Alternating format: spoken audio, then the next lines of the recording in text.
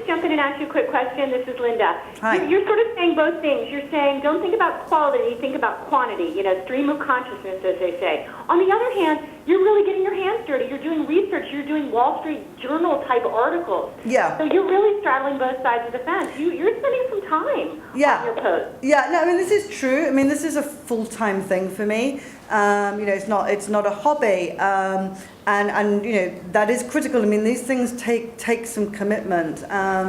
And all I'm saying is that just to be pragmatic right at the beginning, just being there for a few months, or if wherever you are at your stage of your website, if you're only posting once a day, try and get it up to 2, and don't worry about the quality too much. Just volume actually will have a very big impact initially. And then once you've kind of got yourself a little bit of momentum from the volume side, then you can then focus on quality. Let me put a bit more time into this. Is there some little aspects of this that I can really own? And so then the third thing, and please dive in, the third thing is, this was not my idea, this was somebody wonderful who used to work for me at Hachette, who was in charge of building all our traffic. And we focused a lot on the L brand because it was, it's a good brand to focus on. And there was a lot of potential there for us.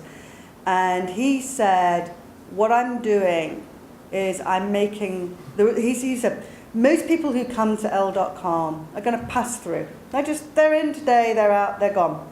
But there are about 20% of the audience that is absolutely passionate about L.com. They just love it, and they will come back every day if we make it worthwhile for them. They'll come back multiple times a day if we make it worthwhile for them.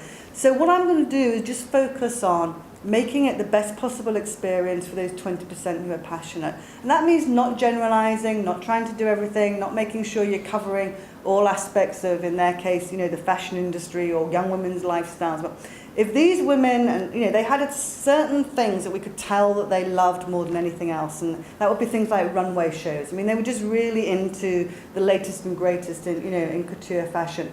And so we gave them runways after runways. And we really satiated what that 20% really wanted, on the grounds that if they're happy, the other 80% are going to kind of drift in and out, and they'll be happy too. But you can't try and please everybody. So, and I think that was a really good lesson, and I think that's true with Truth in Aging, that you can tell when you look at the traffic stats, that there are people who are just going to wander in and out. There are some articles that people will come to, but the bounce rate is really high. It's not going to retain them.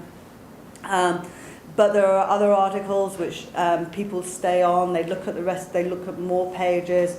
They look at the rest of the website, and you gradually find that you've got an audience of people that coming once, twice a day, maybe only once a week, but they are regular. They keep coming back. And they keep coming, and they'll stick with you for years, as long as you keep on hitting them with what it is that makes them happy. And if that seems a little esoteric or too detailed or not mass market enough, it probably doesn't matter. If they're happy, that there's enough of a halo effect that happens around them. So that's the other point. The other thing is that I've always done is I've always personally answered every single comment.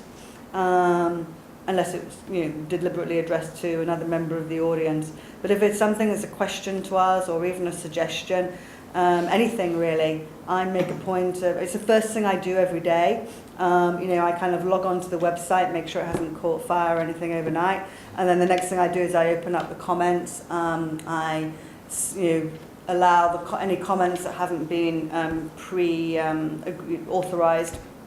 I switch them on if they're not spam, get people who wanted to be on the website on there as early as possible. There's nothing worse than writing a comment on a website and then not knowing, why hasn't the moderator put me on, 3 days later, you've forgotten all about it. So this is really the first thing I do. I spend a lot of time on it before the rest of my day starts. And my personal email address, Marta at Truth in Aging, is really clear on the website. And if people email me there, again, I respond and I do that. And that's probably the second thing I do. And then, I do other things on the website, but that's that I think has been a key thing. And then I think the last point is that somehow trying to keep momentum going. In my case, say it's a specific product that we're reviewing, then I will write a post saying, oh, I found this product. Maybe I'm going to review it. I've now started reviewing this product, will be the next post. Oh, I'm halfway through, and it's going well or not that very well. We're now 4 weeks in, which is the allotted time I gave myself to give this a thorough review, and this is what I think about it. And so you've got, maybe 3-4 posts just on one subject right out of the gate. And then I might give that product to a reader to review, and they'll review it, and hopefully lots of people will come and comment on it. If we do a giveaway, they'll have commented on a previous post that I've done, so that's going to create a lot of context, sort of meta content around it.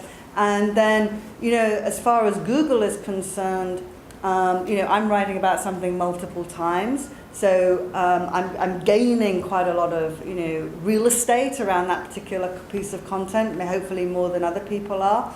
The reader's sense of anticipation for the readers, because they're going, oh, I wonder what's going to happen next with that. And then really, really importantly is we've got an internal linking strategy, which is every single time those things are mentioned, or it even mentions, in my case, an ingredient that goes into a product or a condition, maybe it's for dry skin or acne, you're linking constantly to other posts that have mentioned that kind of thing. In a single post, I might have up to 10 internal links. Again, that's something that's going to make Google think that I might exponentially have a much, much bigger footprint than I would have had if I was just putting up one post, or one post and never linking to anything else. It creates an incredible amount of sort of groundswell around actually what is in fact a relatively small amount of work. You've made that one post 10 times bigger because you've done 10 internal links. And you might even get even more page views. People will actually go to those posts, hopefully, and read more. And that's creating, a much more sticky website. And we were a little bit half-hearted about that. And then I got an SEO consultant, search engine optimization consulting firm in. And that was one of the things that they advised us to do that really made a big difference. And I should stop, really, and allow other people to jump in. Thank you, Marta. That was great. Does anybody have any questions in the room? Or suggestions of other things that they're doing that would be good? Yeah. Hey, Marta, just before we move on, you talked about your internal looping system that, linked to, 10 other mentions of the same product within Truth in Aging. Mm-hmm. Is that something your techie guy did? Or is that something that, like, a person, you sit and do? It's a technical thing that you've done in the back end of your site, right? It's both. Initially, we were doing it completely manually because whenever I'd seen automated referral software, it didn't really work very well. And then there is now, I'm on WordPress, and we found a plugin that actually did an extremely good job in terms of finding relevant content, and they would refer to as many as 4 additional posts. And we've now moved to another one, which doesn't do quite a good job, but that's also our fault too, because the second one that we do does it by actually finding posts with the same tags. So then it becomes important not just to the copy that you're writing in your headline, but to actually give the post some relevant tags. And that doesn't mean 2 or 3. That means, again, about probably 5 to 10 at least. And you can give them as many tags as you like.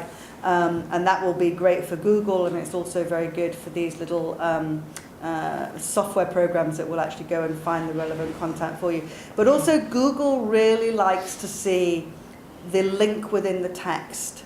So, and only there are programs that will purport to do that, but they are terrible. And only you can really do that. So we do both.